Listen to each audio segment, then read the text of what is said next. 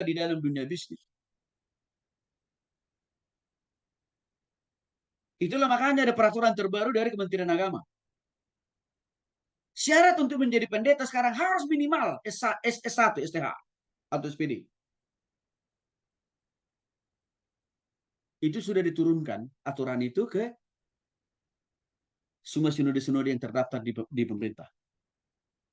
Itu makanya sinode-sinode berlomba-lomba sekarang mendirikan sekolah teologi. Supaya calon-calon pendeta mereka di kemudian hari bisa meminimal S1.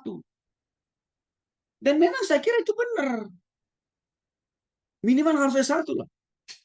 Nah, begitu Bapak Ibu. Kalau Bapak Ibu melayani di perkotaan, yang notabene jemaat kita itu minimal S1. Bahkan mungkin ada yang S3 loh Bapak Ibu. Bukan hanya di dalam dan luar negeri. Bahkan mereka itu adalah ya para pengusaha-pengusaha pula. Coba. Kalau kita tidak punya pemahaman pengetahuan teologi yang dalam, kita mau khotbah tentang apa sama mereka?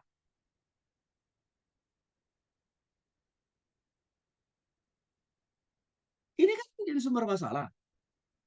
Sehingga seringkali jemaat itu tidak merasa kebutuhan rohaninya terjawab. Mengapa? Karena khotbah hamba Tuhannya, pendetanya tidak ada relevansinya dengan persoalan dan pergumulan yang mereka alami. Baik dalam rumah tangga, baik dalam usaha, pekerjaan, dan bisnis mereka. Sehingga mereka mengatakan, saya datang ke gereja tidak mendapatkan kekuatan, pengharapan, penghibur. Karena kenapa? Karena pemimpin rohani tidak punya pemahaman, tidak punya pengetahuan, tidak punya wawasan yang luas tentang firman Tuhan. Maka Bapak Ibu dikasih oleh Tuhan Kristus. Keputusan Bapak Ibu untuk kuliah di kampus kita ini keputusan yang tepat dan yang terbaik. Karena ini menjadi proses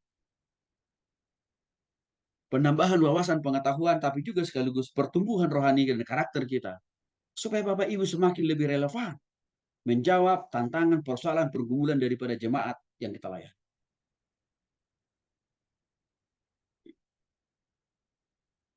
Karena kalau kita tidak memiliki pemahaman pengetahuan Alkitab yang lebih, kita mau khotbah apa sama jemaat kita yang sedang punya banyak masalah persoalan dalam hidupnya dan rumah tangganya, apalagi juga dalam dunia bisnis dan pekerjaan mereka kan Bapak Ibu.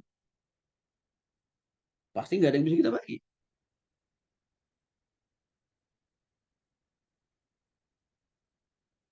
Maka perlu masalah pendidikan itu. Apalagi kalau kita bicara masalah di dunia pekerjaan.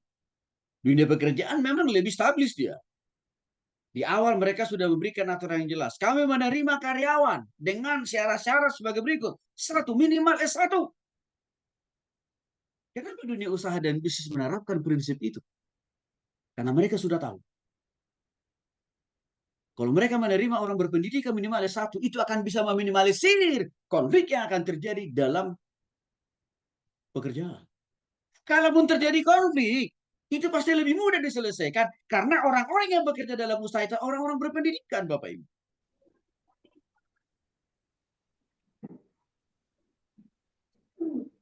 Maka sama.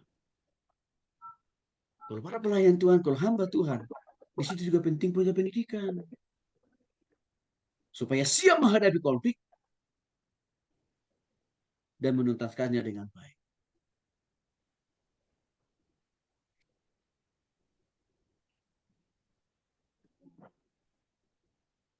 Mengapa seringkali terjadi penolakan dari jemaat terhadap pendeta yang ditempatkan di sebuah gereja? Kadang-kadang masalah pendidikan juga. Pendidikan pendetanya, hamba Tuhannya yang tidak memadai. Ya, apalagi saya katakan tadi, dia melayani di perkotaan. Yang latar belakang jemaatnya itu orang-orang berpendidikan tinggi. Para pengusaha, para bisnismen, coba. Kalau kita hamba Tuhan tidak bisa memahami Alkitab lebih dalam dan juga tidak memahami dunia usaha, dunia pergumulan para pengusaha bisnismen, sulit menolong mereka. Itu juga alasannya Bapak Ibu. Kenapa saya tidak ada henti-hentinya dulu saya sekolah.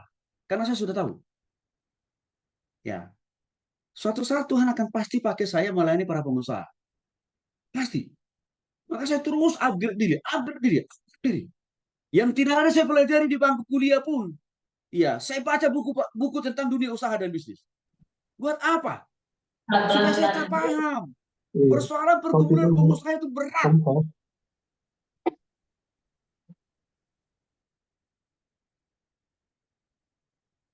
Bahkan lebih berat daripada hanya sekedar karyawan.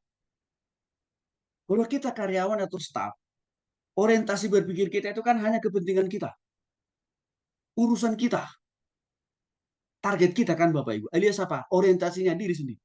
Tapi kalau jadi pengusaha, dia punya karyawan 1.000 orang. Maka dia harus berpikir, bagaimana cara memenuhi kebutuhan 1.000 orang karyawan.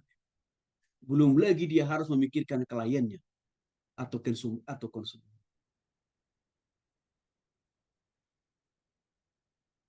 Nah, dalam situasi yang seperti itu kan itu banyak konflik kan dihadapi oleh para pengusaha. Nah, kalau kita hamba Tuhan tidak paham dunia usaha, tidak paham dunia bisnis, tidak paham dunia birokrasi pemerintahan, gimana kita bisa menolong mereka? Apa cukup hanya sekedar kami doakan, sedikit ditambahin, kami bawa dalam puasa. Nah, itu baru satu bagian dari Matius pasal 7 yang kita lakukan itu, bagian A, mintalah. Tapi kita alpa, belum melakukan perintah Tuhan yang kedua dalam Matius 7. Ya, ayat 7 bagian B, yaitu apa? Carilah.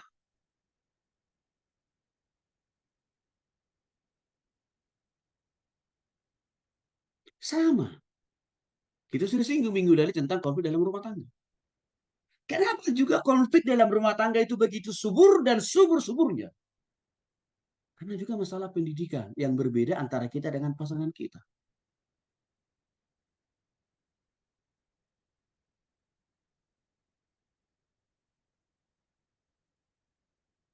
Itu masalah pendidikan juga. Masalah pengetahuan juga, wawasan juga. Begitu. Makanya pertempuran konflik dalam rumah tangga kita tadi solusinya. Saya sudah pernah sampaikan kepada Bapak, saya sudah sampaikan minggu lalu. Beberapa orang bilang ke saya, Pak Tony bisa cerai nggak sih Pak? Lalu saya bilang, kamu kita mau apa sih? Tuhannya mana sih? Saya bilang, kita nggak boleh. Lalu tiba-tiba sekarang kok kita cerai? Ya saya baru tahu Pak. Rupanya suami saya ini, istri saya ini kalau diajak diskusi, ya tulalik Pak, tell me Pak. Ya saya bilang, saya yang memutuskan. Tuhan udah bilang, carilah pasangan yang seimbang. Maka saya sudah pernah ingatin juga. Perhatikan loh masalah pendidikan, kalau mau mencari jodoh. Di dunia pelayanan gereja, dunia usaha sama. Kalau tingkat pendidikan pemimpin dan orang yang dipimpin terlalu nyomplang jauh, Bapak Ibu, pasti tinggi.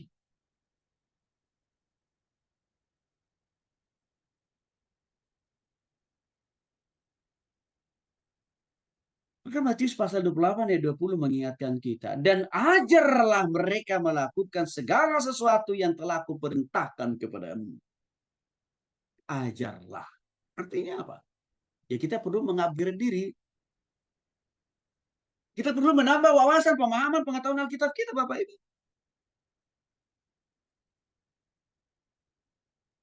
Supaya kita bisa makin maksimal. Menjadi solusi atas konflik yang terjadi di dalam pelayanan. Supaya justru bukan sebaliknya kita menjadi troublemaker. Bagaimana dengan dunia usaha sama? Perlu meningkatkan pemahaman, pengetahuan, dan wawasan itu. Supaya kita bisa lebih cekatan menghadapi bahkan menyelesaikan setiap konflik yang terjadi dalam dunia usaha dan bisnis. Makanya saya katakan tadi, dunia bisnis sudah konsisten mengatakan syarat penerimaan karyawan itu minimal harus sarjana. Karena mereka sudah tahu. Kalau rata-rata yang diterima itu adalah sarjana, maka ini akan lebih dewasa menghadapi konflik, bahkan lebih mudah diajak untuk menuntaskan, menyelesaikan konflik yang ada.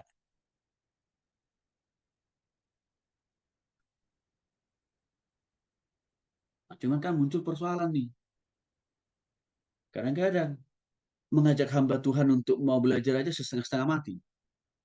Langsung kesimpulannya, kita udah punya Roh Kudus. Roh Kudus lah yang mengajar kita nanti langsung. Nggak usah pakai manusia. Asok ya, sombong juga. Udah salah, udah nggak tahu apa-apa, sombong pula. Nah, saya tambahin lagi, hidup pula. Banyak juga saya menemukan orang bilang, ngapain suka sekolah? Padahal sekolah itu bagian daripada Matius pasal 28 dan 20. Karena di sekolah itu ada prinsip pengajaran kan Bapak Ibu? Pembimbingan. Ya, orang menolak nggak perlu sekolah-sekolahan. Dia tidak memahami Matius pasal 28 dan 20. Ajarlah. Bagaimana kita bisa memahami sesuatu hal yang baru kalau kita tidak pernah belajar? Bagaimana kita bisa melakukan segala sesuatu lebih baik dan lebih sempurna kalau kita tidak pernah dikasih tahu? Atau kalau kita nggak pernah dibimbing? Atau kalau kita tidak pernah diajar juga? Itu satu pergumulan tersendiri juga tuh di kalangan hamba-hamba Tuhan. Ya, bahkan kadang-kadang mau potong kompas saja, mau dia langsung dapat ijazah tanpa ikut kuliah, tanpa ada tugas. Di mana itu Bapak Ibu? Nah, itu kan masalah.